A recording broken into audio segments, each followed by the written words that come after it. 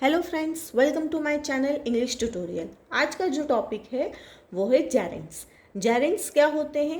Other parts of speech जो हम series लेके आए हैं उन्हीं में से एक टाइप है। तो अभी तक हम कौन कौन से टाइप्स पढ़ चुके हैं? Particles, articles. तो आज जो हम टाइप पढ़ने वाले हैं वो है जेरेंड्स। चलिए देख लेते हैं जेरेंड्स क्या होते हैं, किस तरीके से फंक्शन करते हैं, किस तरीके से हम उनको सेंटेंस में यूज़ कर सकते हैं। तो a gerund is an ing form of a verb when it function as an noun। कोई भी verb जो कि एक ing फॉर्म है लेकिन फंक्शन किस की तरह कर रहा है? नाउन की तरह, उसे हम क्या बोलेंगे? जेरेंड्स बोलेंगे। अब जेरेंड को हम प्रेजेंट पार्टिसिपल भी बोल सकते हैं, लेकिन हम उसे टेंस बनाने में यूज़ नहीं कर सकते। अब देख लेते हैं कि जेरेंड को हम सेंटेंस में किस तरीके से वो फंक्शन करेंगे। ठीक है, अब जैसे कि हमें पता है कि जो जेरेंड होते हैं वो नाउन की तरह बिहेव करते हैं किसी भी सेंटेंस में, तो वो ये चार टाइप में यूज़ हो सकते हैं किसी भी सेंटेंस में।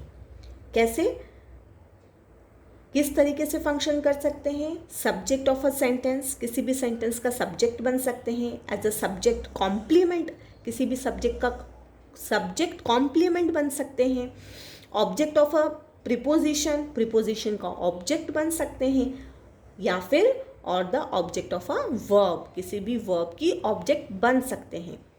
अब ये डिटेल में हम पढ़ते हैं वन बाय वन। तो हम ये देख रहे हैं कि कोई भी जेरेंड किसी भी सेंटेंस में किस किस तरीके से फंक्शन कर सकता है। तो इसका पहला फंक्शन क्या हो गया? Used as a subject of a sentence. जब हम ये बोलेंगे कि कोई भी सेंटेंस में जो जेरेंड है वो एज अ सब्जेक्ट यूज होगा, एज अ सब्जेक्ट फंक्शन करेगा, तो हम एक्सरसाइज के थ्रू और समझ लेते हैं।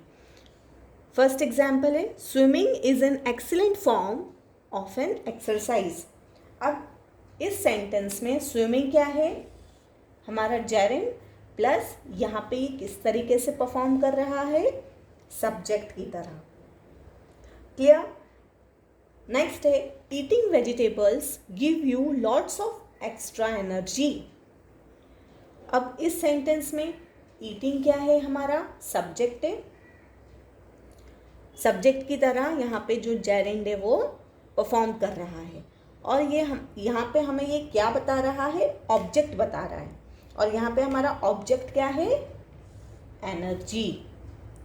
ठीक है, eating vegetables give you lots of extra energy.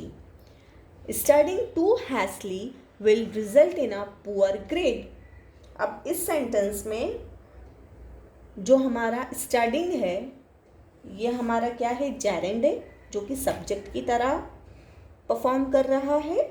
और इससे हमें साथ में क्या मिल रहा है? एडवर्ब। और यहाँ पे हमारा एडवर्ब क्या है? टू हैस्ली। यहाँ पे हमारा सब्जेक्ट के साथ हमें क्या मिल रहा था? ऑब्जेक्ट। यहाँ पे हमें क्या मिला था? हमारा सब्जेक्ट जेरेंड। यहाँ पे हमें क्या मिला? सब्जेक्ट के साथ हमारा ऑब्जेक्ट। यहाँ पे हमें क्या मिला? जेरेंड का सब्जेक्ट के साथ उसका एडवर्ब। और यहाँ पे एडवर्ब क्या है? To hastily. नेक्स्ट है, working from home allow me to spend more time with my family. अब यहाँ पे जो वर्किंग है ये हमारा क्या है? जेरेंड, जो कि सब्जेक्ट की तरह काम कर रहा है। और जो फ्रॉम होम है ये हमारा क्या हो गया? Prepositional phrase. नेक्स्ट फंक्शन क्या है जेरेंड का? Used as subject complement. अब जब हम ये बोल रहे हैं सब्जेक्ट कॉम्प्लीमेंट, तो सब्जेक्ट कॉम्प्लीमेंट का मतलब क्या है? कि ये मॉडिफायर है। इन दिस केस जेरेंड किसकी तरह एक्ट करेगा? मॉडिफायर। मॉडिफायर मीन्स जो कि सब्जेक्ट की और इंफॉर्मेशन देगा। सेंटेंस के थ्रू समझ लेते हैं। My main responsibility here is operating the forklift. अब इस केस में जो ऑपरेटिंग है ये हमारा क्या हो गया? कॉम्प्लीमेंट। और हमारा रिस्पॉन्सिबिलिटी क्या हो गया? नाउन। क्लियर? नेक्स्ट है my favourite thing about being in Japan is eating sushi. अब इस केस में जो ईटिंग है ये क्या हो गया हमारा कॉम्प्लीमेंट, जो कि हमारे सब्जेक्ट को क्या कर रहा है, मॉडिफाई कर रहा है। नेक्स्ट फंक्शन क्या है जेरेंड का, used as object of preposition. अब ऑब्जेक्ट ऑफ प्रीपोजिशन मतलब कोई भी जेरेंड जब फंक्शन करेगा ऑब्जेक्ट ऑफ प्रीपोजिशन की तरह, दैट मीन्स कि वो जो भी एक्शन हो रहा है सेंटेंस में उसको डिस्क्राइब कर रहा है, उसको मॉडिफाई कर रहा है दूसरे एक्शन की तरफ। मतलब उस एक्शन को डिस्क्राइब कर रहा है जो कि मॉडिफाई कर रहा है दूसरे एक्शन को। दैट मीन्स कि वो सेंटेंस में किस तरीके से काम करेगा, as an adverbial prepositional phrase. किसकी तरह काम करेगा, एडवर्बियल प्रीपोजिशनल फ्रेज। मतलब जो भी एक्शन हो रहा है उसी को ही दूसरे एक्शन को मॉडिफाई कर रहा है। ठीक है, सेंटेंस के थ्रू समझ लेते हैं। After sneezing I always get the hiccup. अब इस सेंटेंस में क्या हो रहा है, क्या एक्शन है, हिकअप, ये हमारा एक्शन है। अब इसी एक्शन को मॉडिफाई किया जा रहा है, कैसे, after sneezing. Clear? After sneezing I always get the hiccups, मतलब एक एक्शन को मॉडिफाई किया जा रहा है दूसरा एक्शन करके। तो यहाँ पे हमारा एडवर्बियल प्रीपोजिशनल फ्रेज क्या हो गया, आफ्टर स्नीजिंग। नेक्स्ट है I am going to improve my health by running 6 mile every night. अब यहाँ पे हमारा क्या हो गया, बाय रनिंग। ठीक है, मतलब मेरी हेल्थ तभी सुधरेगी, यानी कि ये एक एक्शन है और दूसरा एक्शन क्या हो रहा है, रनिंग। तो ये हमारा क्या हो गया, एडवर्बियल प्रीपोजिशनल फ्रेज की तरह फंक्शन किया। क्या फंक्शन किया, हमारा जेरेंड। नेक्स्ट फंक्शन क्या है जेरेंड का, used as object of verbs. अब जब हम ये बोलेंगे कि ये किसी भी वर्ब के साथ ऑब्जेक्ट की तरह काम कर रहा है, दैट मीन्स ये क्या है किसी भी सेंटेंस में, डायरेक्ट ऑब्जेक्ट। सेंटेंस के थ्रू समझ लेते हैं।